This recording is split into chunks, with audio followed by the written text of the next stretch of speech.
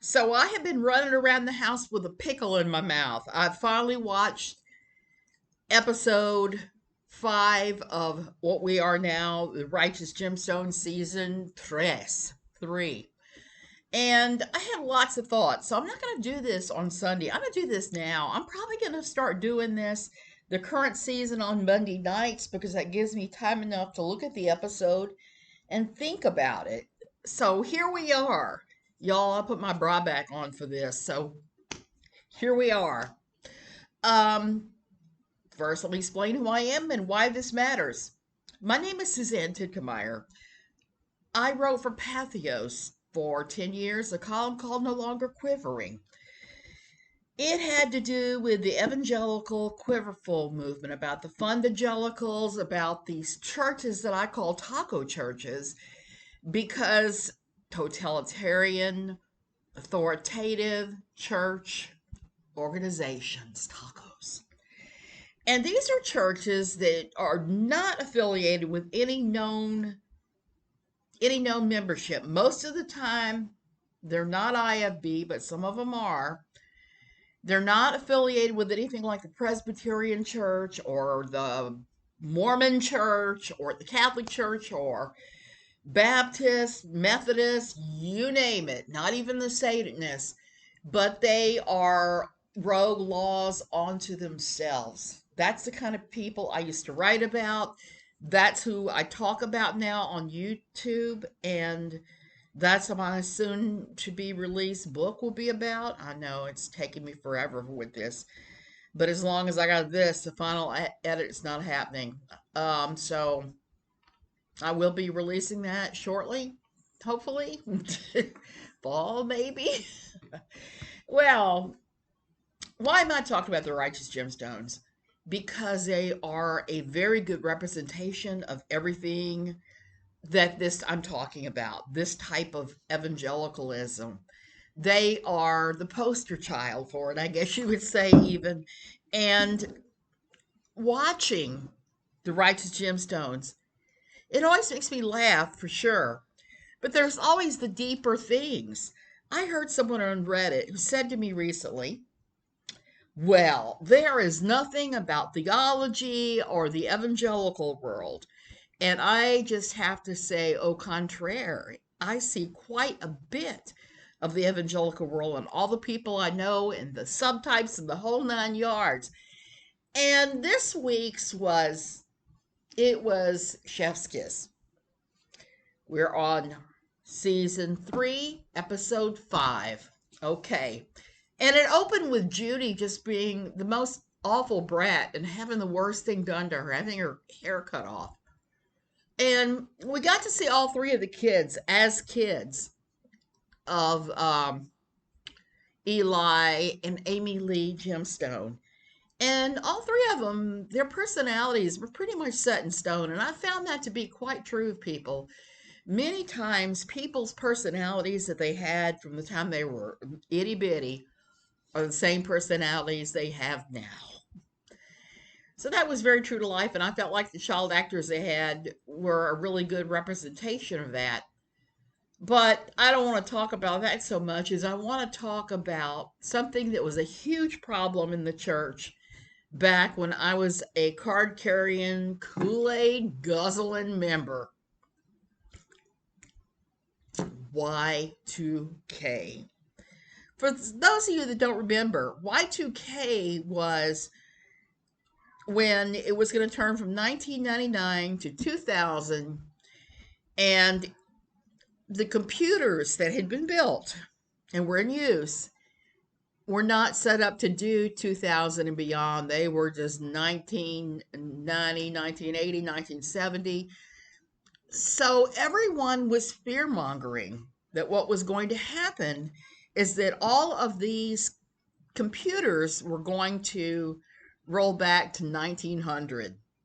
That's not at all what happened. But I watched my old church. I watched so many churches I know, so many ministries. They made this huge thing about Y2K was coming, Jesus was coming back soon. And I never bought it. My friends would say, why aren't you worried about Y2K? And I said, because I worked with computers. I understand a little bit more about how they work and how the software is updated and various things. I just don't see this as going to be a major worldwide problem. Now, it might be a problem in some place where they haven't updated, but it's only been a couple of days to get straightened out. It's not going to be the apocalypse that everybody was saying it was. My youngest child became hysterical on New Year's Eve, 1999. Why? Because she even bought into the crap that was being slung at our church about it being the end of the world. So the Gemstones have fully embraced that message, that same message at my church and so many others had, that the end of the world was coming. And we get to see Eli and Amy Lee push food buckets, emergency food, just like Jim Baker does now. It's like apocalyptic food. That's apocalyptic delicious. So Amy Lee and Eli had their buckets. I have to think that the writers were basing them on the whole Jim Baker thing, because Jim Baker has based all his theology now on fear mongering. So Eli and Amy Lee were doing the fear mongering thing, and they were pushing the buckets in these commercials. We see it start out with the a journalist from Time magazine is shown up post Y2K and is asking Eli about him and Amy Lee enriching themselves using fear mongering over Y2K, and Eli getting very defensive. He got very defensive and asked the guy to leave. And it was just one of those crazy things that was going on at that time. And they profited. They did like many evangelical ministries do, like Jim Baker and many others do. Because Jim Baker is hardly the only offender here. He's just the one that I'm pulling off the top of my head, pushing the end of the world as we know it. It's the end of the world as we know it by my food bucket. And so that's very realistic, straight out of the evangelical world. Then we get to see May and Peter and their sons, Chuck and Carl, for Y2K, coming all the way to see the Gemstones. And May is laughing over the whole Y2K thing and making fun of Eli and Amy Lee for buying in wholeheartedly to this Y2K thing. And so there's some discussion, but what was really interesting to me about the episode is this has many negative repercussions. We see as the time goes on that Peter, May's husband, has spent their entire life savings, which was $25,000, and bought food buckets from his brother-in-law. So he has this warehouse full of these stupid things that are now pretty much worthless. So he starts out by asking Eli for some money.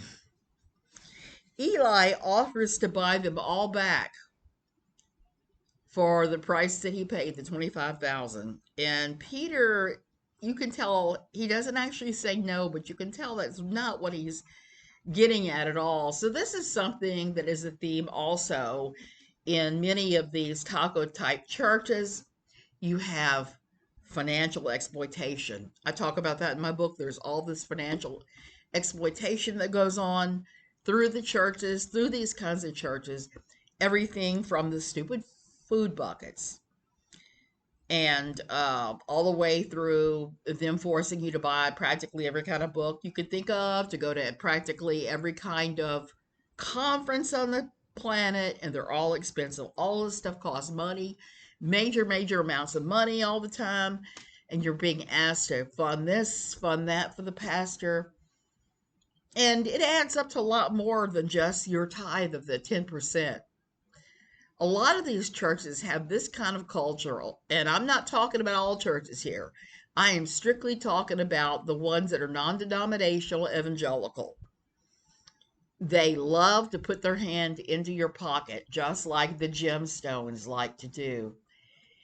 And Peter tells Eli that he had trusted him and he had been exploited.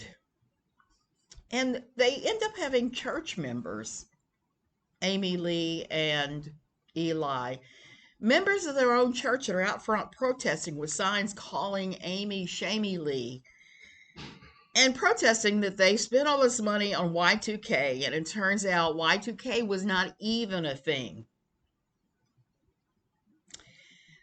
And eventually Peter has to tell May May, and she is less than thrilled about this. And he gives a sermon at his church. It is all about greed and lust for money and all of that sort of thing that we get to see before he turns around and tries to rob a bank, and it doesn't go well. He ends up shot. He ends up killing the security guard. It does not go well. And you can kind of see this coming because of the financial exploitation that is going on. And he doesn't feel like he has any other choice. He's pastoring a tiny church where they're handling snakes and doing all kinds of oddball stuff, but no one has any money. At the end, his wife is holding the mason jar there, getting everybody to put their pennies in to pay the two of them to pastor the church. And that kind of breaks my heart so hard for Peter and May May and their kids, and it breaks my heart, but it is so realistic. Not that I know anybody at my old church that robbed a bank, but I do know some not so nice things that happened financially for people, some not so nice things people did, not so legal things, some crime and type things that people did in their attempts to have money to do all these things. So this is quite realistic. Just don't take it to, we've never seen anyone taking it to robbing a bank. But if we can count on anything with the righteous gemstones, is they're going to take everything over the top. So the other theme that I have to touch on that is straight out of my time with evangelical membership, which was really stupid of me. I thought I had more sense than that. I guess not. The other heartbreaking moment was the fact that Judy has mental health issues. Her parents admitted she had mental health issues.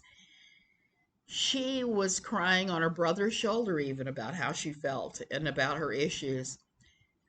What were her parents' response? They did the most evangelical thing ever and just kind of laughed it off. They laughed it off. They made no attempt to get treatment for their child. They expressed no real concern. They just basically spouted the evangelical line of, oh, they'll grow out of it, or just acting like it wasn't really that big of a problem.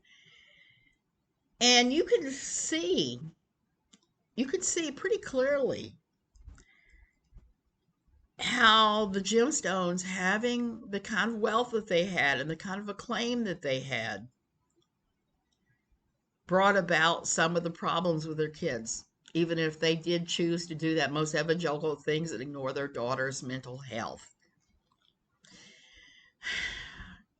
I could tell you horror stories about all the people I've known in my old church with mental health issues and in the larger community circle that didn't play out so well. And nobody laughed over any of it. But they did minimize it and deflect just as much as the Gemstones did about their daughter. It's disgusting. And that, to me, is one of the worst things about this particular brand of religion. They tell you that if you have mental health issues, that you're selfish, you're not focused on Jesus. Maybe they'll tell you you have demons and you need to get prayed for. Or perhaps it is not demons and not so much selfishness. It's you just don't trust the Lord. You don't trust Jesus. It is not any of those things. If you are experiencing any kind of mental health issues, depression, suicidal thoughts, I urge you, please, please reach out and get help. It is not your fault. It is not demons. It is not self focus. It's not that you don't trust Jesus. It's real. Start with the physical because sometimes the physical can bring that on too. I've seen cases of that. And then see what kind of mental health services you can get in your area. It is a journey worth taking. And we're out. I thought this would be a ton of laughs because there was some funny things that happened. There were some very funny things. And then there were some things I didn't mention, like the cousins showing off their wealth to Chuck and to Chuck and his brother. And I just wanted to cry over that because their mother said they couldn't have any of those things for Chuck and Carl. And it was because of the large disparity in income between the sets of cousins. Also very common in the evangelical world. You got people at the top, you got everybody else below struggling. And everybody's treating the people at the top like there's some kind of a Jesus or some kind of Christ kowtowing to them. This was the first time that I've seen Amy Lee Gemstone and started to think she's not so innocent. Both her and Eli confessed towards the end of the episode that neither one of them truly believed Y2K was coming and would do what they said would happen.